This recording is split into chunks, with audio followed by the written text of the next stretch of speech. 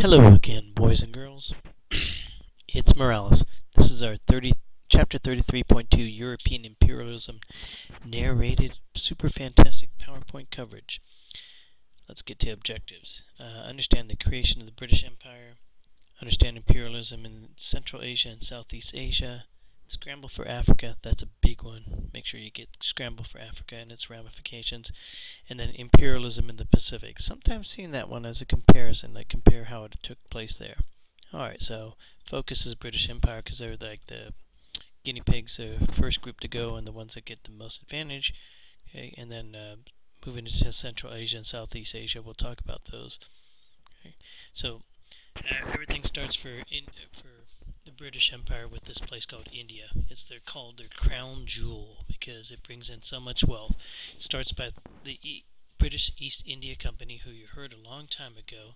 Remember, those are the people that put together their money to finance ships to go to India to bring back stuff to make tons of money. They make tons and tons and tons of money, and with that they're able to buy some influence in England and create a monopoly on India's trade.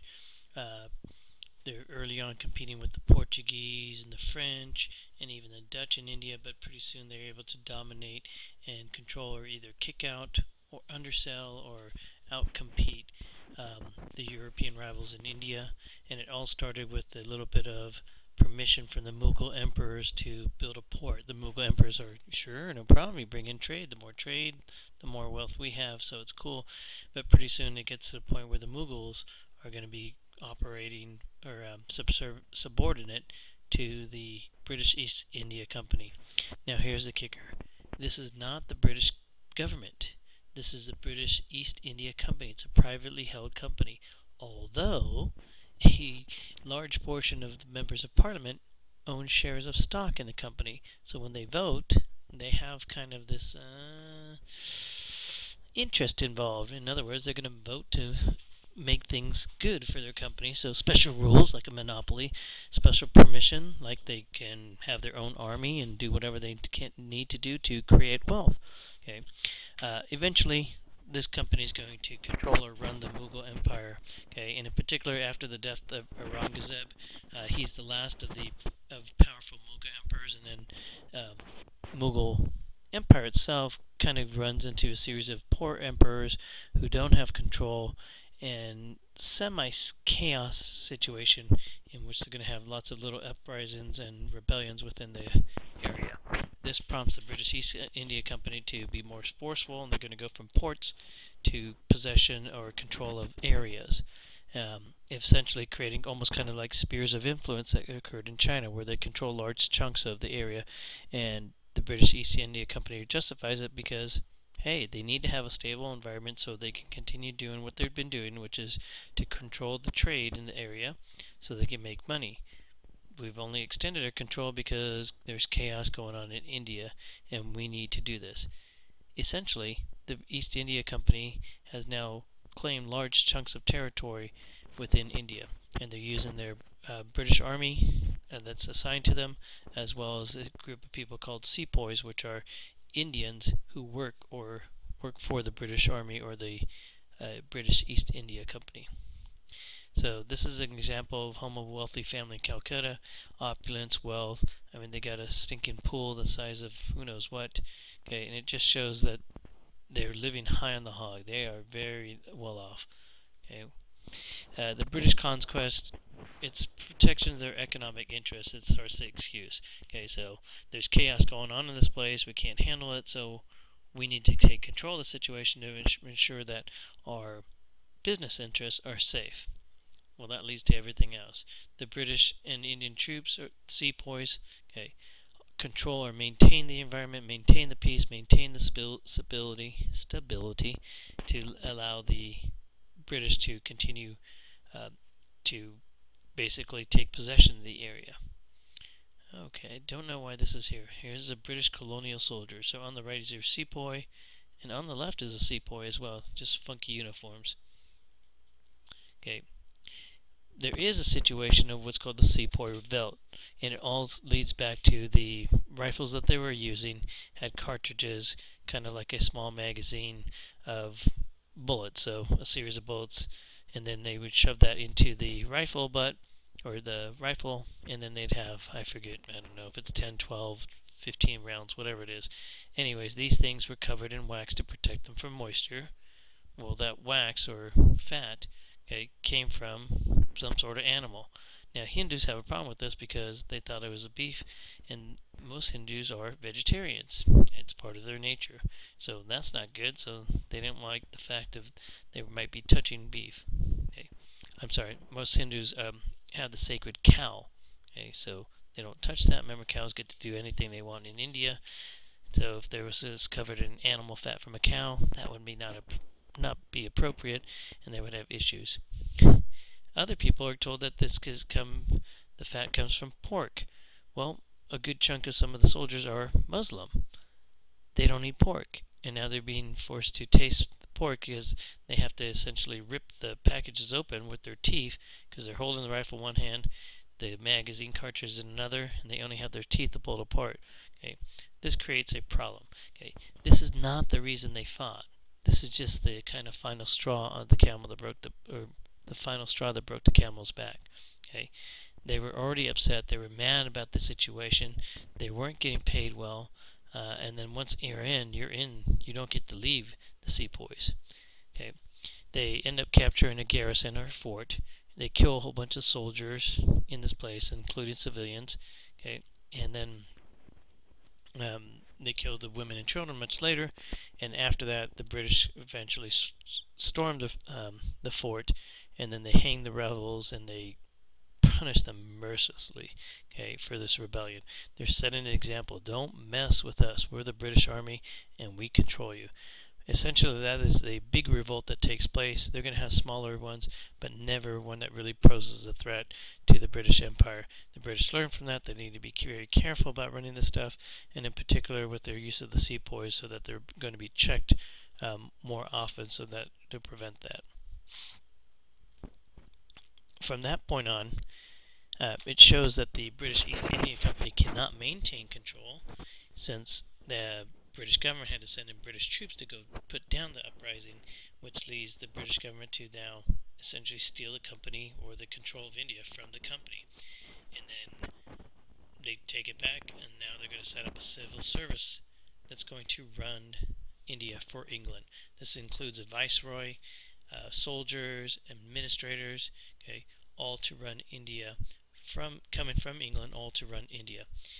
In addition, there's going to be opening spots of civil servant jobs for people or local Indians, but at a lower level. These guys will rise up a little bit later on to have some more political and cultural, well, not cultural, political control in the area, but very slowly. The British rule in India is all about making profit. They revamp agriculture in India so that they're growing the products that are really going to help them. Number one, tea, coffee, opium, cotton's not on there, but cotton's going to be in there. Cotton did be sent home for textile, coffee, and tea because Europe is now hooked on it. And then opium, they're going to use it to sell in China, and they're going to get the Chinese hooked on opium. And then they got it from India. With the opium, the British are going to get their silver back. Okay, the stamp of British culture on the Indian environment. So they're going to set up trains and all the infrastructure to essentially modernizing India, but it's not for the people.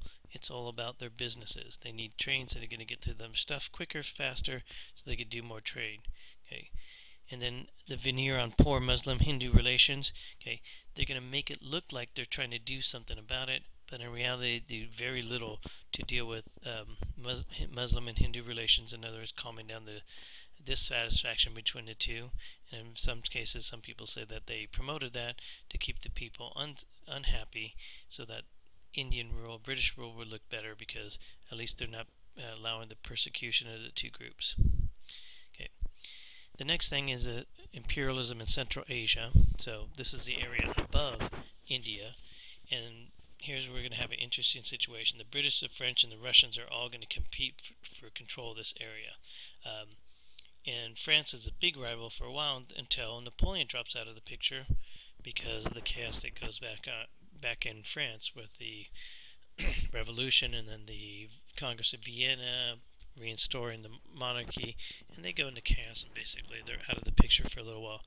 But Russia, they're the ones that are going to be really pushing this thing, okay? Because Russia wants to move south. Like we said before, they want a warm water port.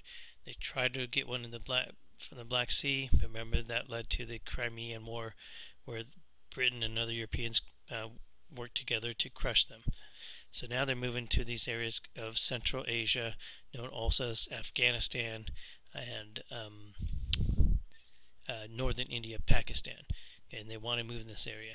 So into the towns or the cities called Tashkent, Bukhara, Samarkand, and move into India. Well, this creates a situation because the India that Britain controls, the boundaries are very unclear. The Russians are moving this way, so they're going to play this game. Now listen carefully. This is not a war. It's just one of those political games administration where Russia's going to push and British are going to push, and they're all being very careful not to let this break out into a war. The fear is if Russia and Britain get into a war, they're going to drag in Europe as well. Britain doesn't want this right now because they're making money. A war could ruin their industrialization because they won't have the supplies and they won't have other people to buy them. Okay, the British and Russian try to influence Afghanistan. The Afghanistan leader is pretty smart and he takes weapons from both sides, but later in kind of gets pressured. But neither the Russian nor the British are able to conquer Afghanistan. In fact, the only group that ever did were the Mongols. So all this stuff sets up the beginning of preparation for war. British and Russian don't like each other, and they start to militarize on a limited scale for the just in case. Okay. The Russians eventually pull out of competition after the rebellion in 1905, and then pulling out of the war in World War I in 1917, and then the onslaught of the Russian Revolution pretty much pulls the Russians out of the picture for this game or competition. So here's our map. If you notice the orange, that's controlled by the British, okay, and then the purple areas and those inside there, those are non-colonial possessions. And if you look to the north of that, you'll see the beginning of Tashkent, or the green area controlled by Russians, with the city of Tashkent right above that.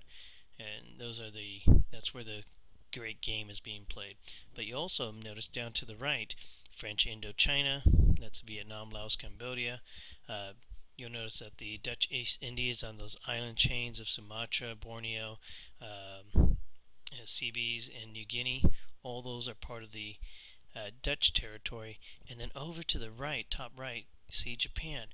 Okay, and we'll talk about Japan a little bit, going from nothing to something to beating people up, including beating up the Russians. So imperialism in Southeast Asia.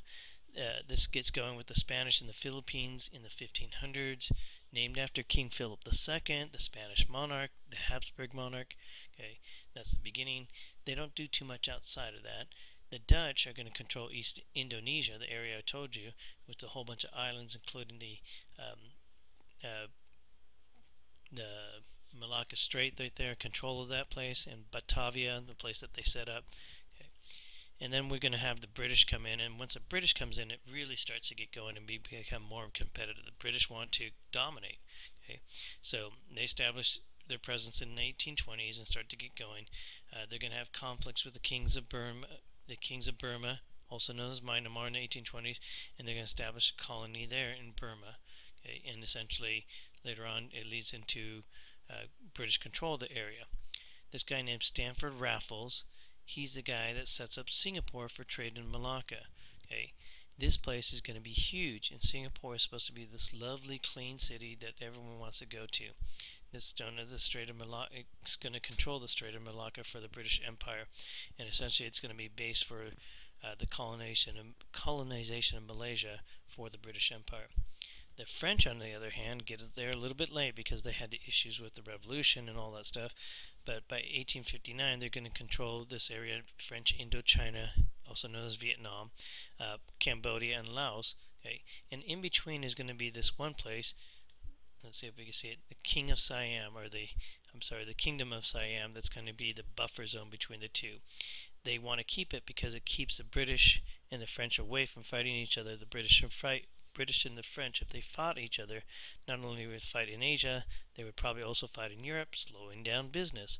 Okay, the French run the empire very similar to the British, except for the fact that the French are heavily into converting people to Christianity.